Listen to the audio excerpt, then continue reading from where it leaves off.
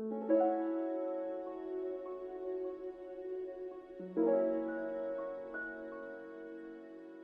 was taught always that some was always better than none. A cup of cool water will revive a man who's dying of thirst. A few spoonsful of food will revive a man who is dying of hunger. It doesn't take a lot, just a little bit sometimes to bring you back.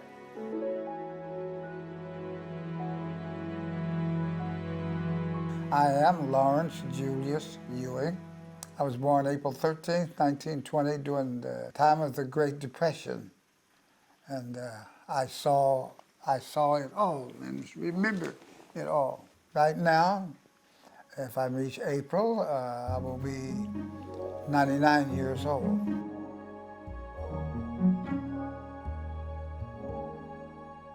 I've been a classroom teacher since September 1950.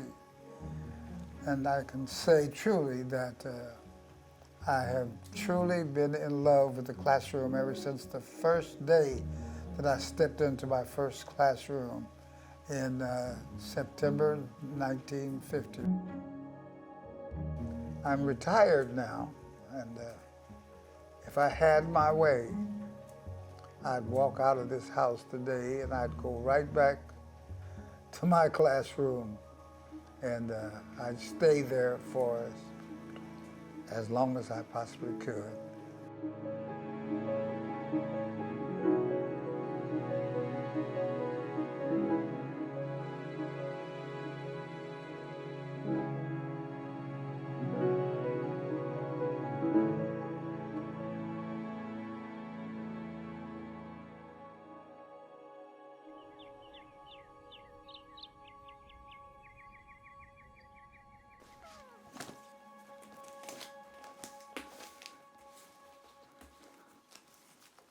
This was given to me by my kids. I call my kids my class. All the work in here was done by one person.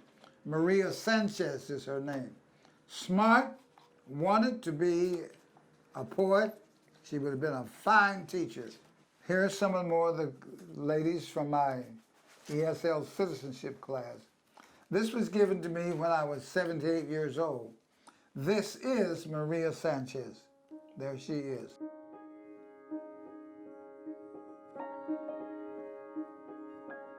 He aprendido a amar más la vida porque él es una persona que tiene grandes valores, una persona muy espiritual y me ha transmitido muchas cosas positivas en mi vida. Sobre todo que yo puedo lograr lo que yo quiera si me lo propongo. Las ganas de vivir que tiene él, y esa es la motivación, la inspiración de uno. Él es el ejemplo para seguir uno adelante. Nos contaba muchas historias de cuando él fue niño y muchos consejos.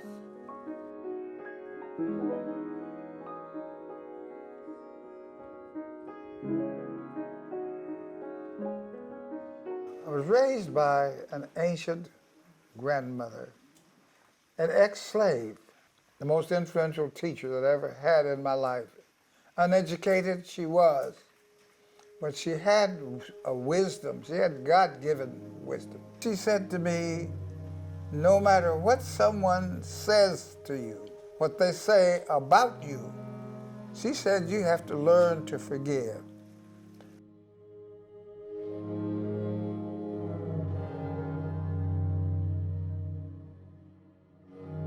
I grew up kind of twisted and kind of angry about some things that happened. Many times in the afternoon, before 5 o'clock, I would hear a bell ringing. I would hear the whine of a siren, and I knew this was not an emergency vehicle. This was the coming of the Ku Klux Klan.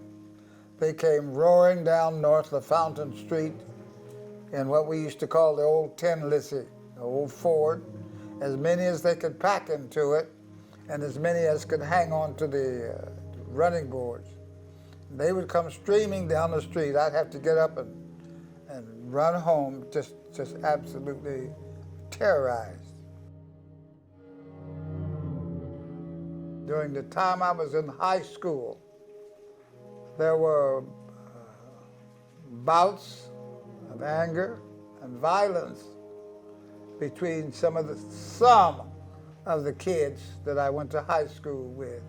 There were always a few of those who had those dirty mouths.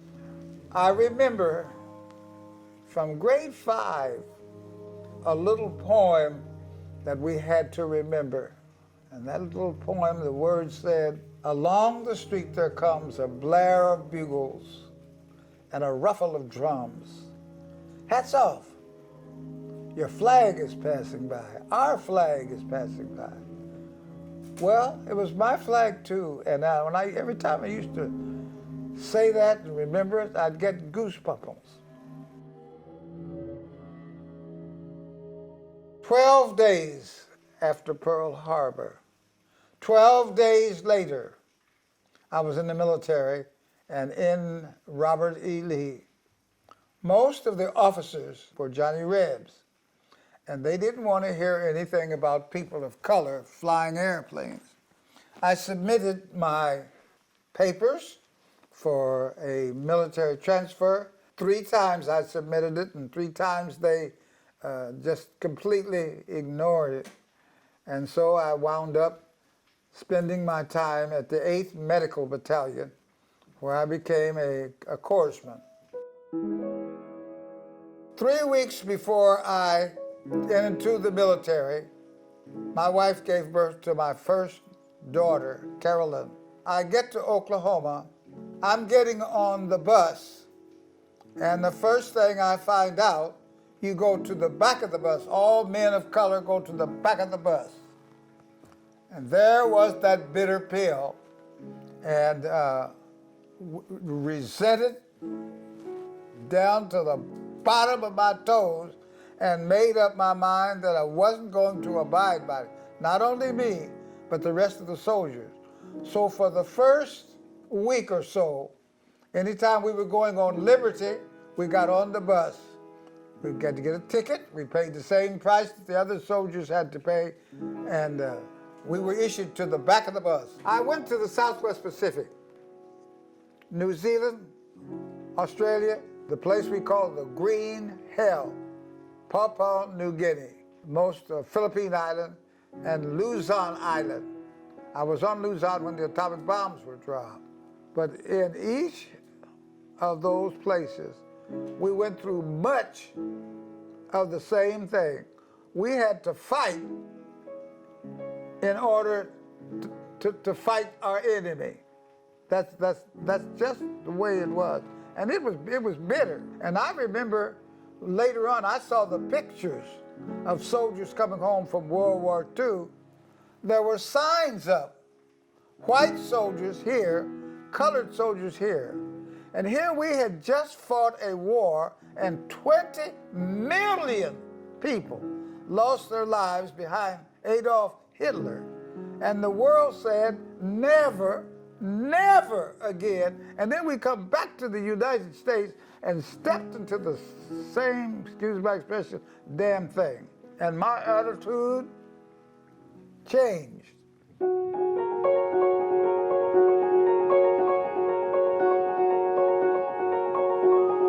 Am I happy? I'm happier than any time in my life right now. The happiness I have now is unlike anything I've ever had. Here I am, close to 99 years old. And I know where I am is based on my faith. And I have tried my best to do what I can do, what I could do, to make sure that I'm where I should be. If you don't learn from your past, from your history, you're apt to repeat it again.